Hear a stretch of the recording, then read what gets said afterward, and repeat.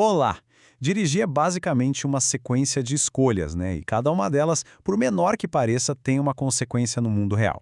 Vamos mergulhar hoje nas leis de trânsito brasileiras, mas não como um manual de regras, e sim como um guia sobre as decisões que impactam a vida de todo mundo. E para começar, vamos direto ao que realmente está em jogo. Esse número, 4, é do Ministério da Saúde. Significa que, a cada hora que passa, 4 vidas são perdidas no trânsito brasileiro. 4 pessoas, 4 famílias, é um número que deixa clara a seriedade do nosso papo de hoje. Olha, uma ótima maneira de enxergar o trânsito é pensar nele como uma grande orquestra. Cada motorista é um músico e as leis são a partitura. Se uma pessoa resolve tocar uma nota diferente, fora do tom, a harmonia inteira se quebra. É uma imagem poderosa, né? Mostra como a ação de um só afeta o todo. Para a gente deixar tudo isso mais concreto, mais real, vamos conhecer o João. O João não é nenhum vilão, não. Ele é um motorista como tantos outros que vive na correria e às vezes comete erros sem nem se dar conta da gravidade. A jornada dele vai ser o nosso fio condutor. A direção segura, na verdade, começa bem antes de girar a chave. Muitas vezes a gente esquece desses detalhes.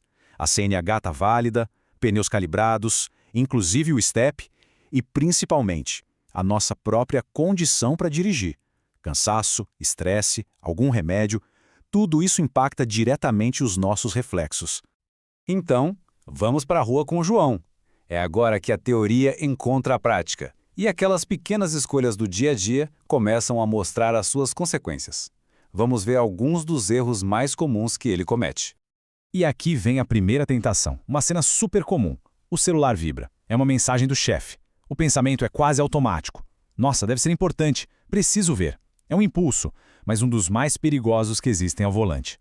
E aí vem aquela pergunta que muita gente se faz.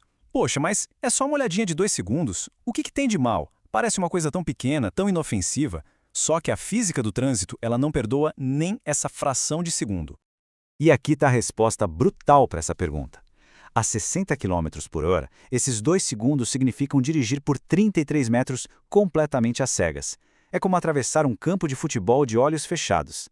A infração é gravíssima, 7 pontos na carteira e uma multa de quase R$ 300. Mas o custo real, claro, pode ser muito, muito maior. Seguindo a viagem, o trânsito melhora, a pista fica livre. E com isso surge outra tentação bem comum, a de recuperar o tempo perdido. O limite é 60, mas o João acelera para 70. A justificativa interna é sempre aquela: só 10 km por hora a mais não faz diferença. Mas, de novo, a física discorda. Olha só como a coisa se complica. A 60 por hora, a distância para parar o carro é de 36 metros. Isso é o comprimento de 3 ônibus. A 70, essa distância já pula para quase 50 metros. E a 80 passa dos 65.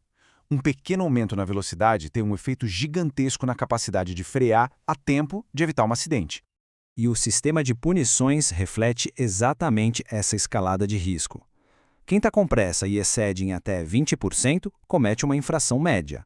Quem vira uma ameaça, passando de 20% a 50%, já comete uma grave. E quem é imprudente, acima de 50% do limite, leva uma gravíssima com multa multiplicada por 3 e ainda suspensão da CNH. A lei é clara: quanto maior a velocidade, maior o perigo.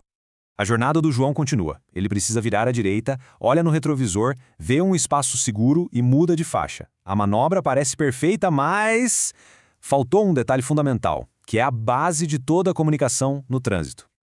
Ele esqueceu de dar seta, e isso é crucial. Seta não é um enfeite, não é uma sugestão, é a voz do carro.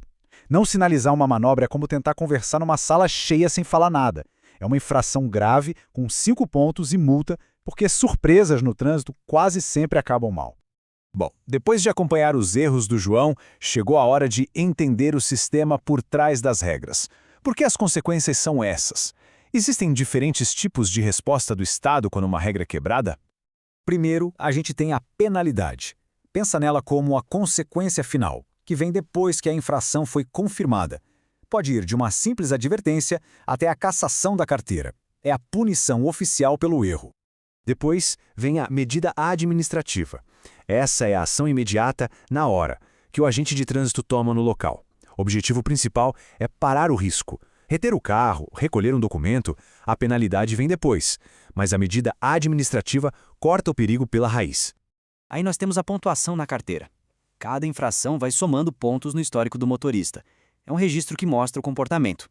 Se atingir o limite de pontos, que varia, o direito de dirigir pode ser suspenso.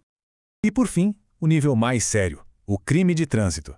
É quando a atitude é tão grave que deixa de ser só uma questão administrativa.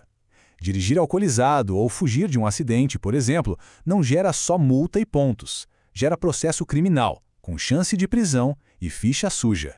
E aqui a gente vê como tudo se encaixa. As infrações são divididas nesses 4 níveis de risco: leve, média, grave e gravíssima. A lógica é bem direta. Quanto maior o risco que a atitude representa para todo mundo, mais pesadas são as consequências, tanto nos pontos quanto no bolso.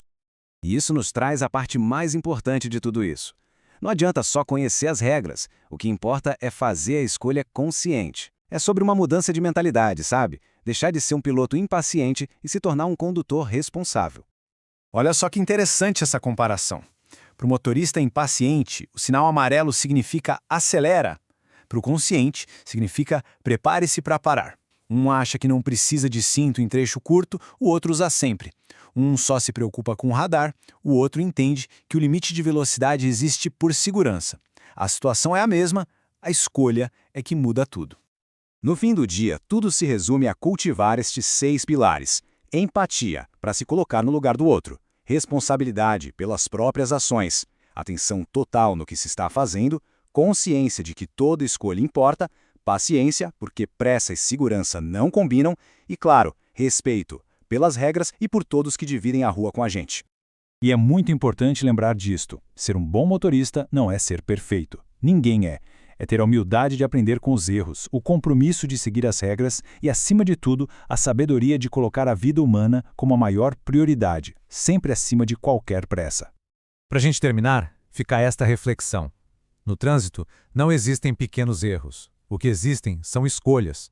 E cada uma delas, desde pegar o celular até a velocidade que a gente anda, tem o poder de salvar ou de tirar uma vida. A grande questão é, qual escolha cada um de nós vai fazer da próxima vez que sentar ao volante?